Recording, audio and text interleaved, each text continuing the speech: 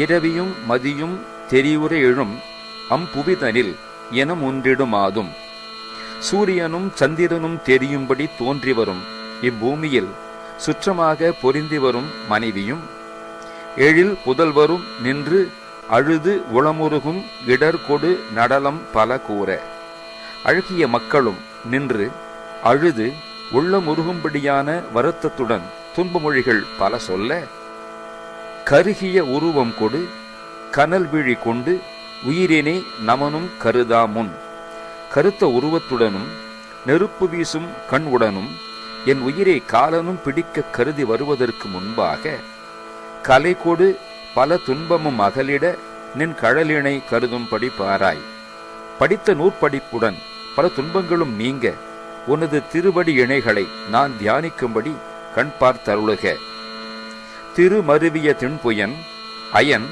விரி எண்திசை கிடுகிட வந்திட சூரன் லக்ஷ்மி பொருந்திய வலிய புயத்தவனாம் திருமால் பிரமன் பரந்த எண் திசையிலுள்ளோர் யாவரும் நடுநடுங்க வந்த சூரனுடைய திணி புயமது சிந்திட அலைக்கடல் அஞ்சிட வலியோடு கன்றிடும் வேளா வலிமை வாய்ந்த புயங்கள் அறுபட்டு விழ அலைவீசும் கடல் பயப்பட வலிமையுடன் கோபித்த வேலவனே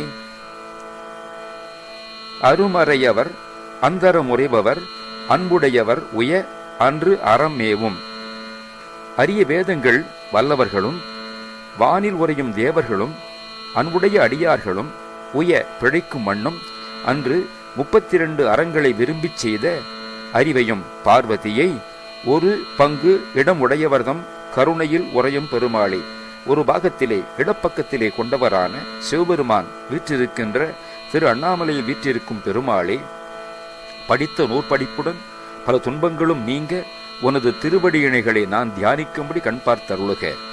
முருகாசரணம். திருவருணை திருப்புகழ் பாடலையும் உரையையும் கேட்டோம். விளக்குவதை பார்ப்போம். உளம் உருகும் இடர்கொடு நடலம் பல கூற. நடலம் என்றால் துன்ப உரை.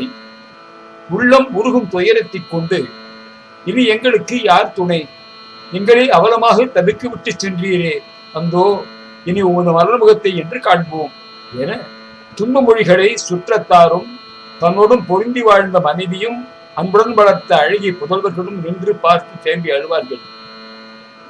கருகிய உருவம் கொடு கனல் விழி கொண்டு உயிரினை நமனும் கருதாமும். எமனுடைய உதவும் கருமையானது, அச்சத்தை தருவது. கண்களில் கனல் பொறி பறக்க வந்து யமன் உயிரை பிடித்து இழுத்து செல்லுவான். அப்படி யமன் வந்து உயிரை பற்றுவதற்கு முன்பாக முருகனுக்கு அடிமையாக வேண்டும். கலை கொடு பல துன்பமும் அகலிட.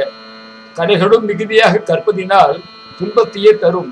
அதனால்தான் மணிவாசக பெருமான் கற்பனவும் இனி அமையும் என்றும் கல்வி என்னும் பல்கடல் பிழைப்பும் என்றும் அருளினார். எனவே கற்ற கலைகளின் துன்பமும் வேறு பல துன்பங்களும் அகல வேண்டும். கழல் இணை கருதும்படி பாராய். முருகன் திருவடியை இடையறாது தியானம் புரிந்தால் எல்லா துயரங்களும் விளக்கின் முன் இருள் போல விலகும். துன்பங்கள் அஞ்ஞானத்தால் எய்துகின்றன, ஞானத்தால் துன்பம் அகன்று இன்பம் எய்துகின்றது. இறைவன் திருவடி ஞானமே ஆகும் என்று உணர வேண்டும். அதைத்தான் துள்ளுமத வெட்கி கணையாலே பாடலிலே வள்ளல் தூழு ஞான கடலோனே என்கிறார். எனவே ஞானமேயாய திருவடியை தியானித்தால் அறியாமை விலகும். அதனால் துன்பங்கள் அனைத்தும் தொலைகின்றன. அதனால் ஒவ்வொருவரும் எம்பிரானுடைய ஞான திருவடியை தியானித்து துன்பமற்று இன்பமுற்று வாழ்வீர்களாக. முருகாசரணம். புகார்ப்பணமஸ்து.